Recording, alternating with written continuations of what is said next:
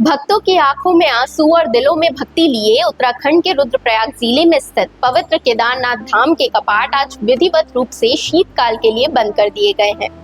इस दौरान मंदिर परिसर में भावनात्मक माहौल देखने को मिला। आर्मी बैंड ने बाबा केदार की विदाई पर पारंपरिक धुनें बजाई, वहीं भक्तों ने हर हर महादेव और जय केदार बाबा के जोर जोर से जयकारे लगाए। कपाट बंद होने के साथ ही बाबा केदार की पंचमुखी डोली अपनी शीतकालीन प्रवास के लिए रवाना हो गई है।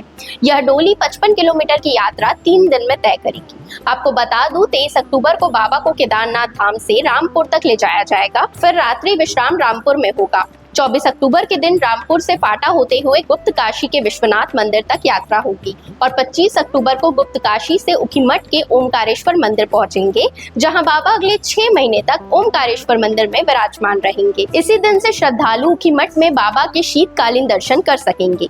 वहीं इस वर्ष 2 मई को कपाट खुलने के बाद अब तक 17,67,795 भक्तों ने बाबा केदार के दर्शन किए। यह 2013 की आपदा के बाद दूसरी बार है जब इतनी बड़ी संख्या में श्रद्धालुओं ने यात्रा की।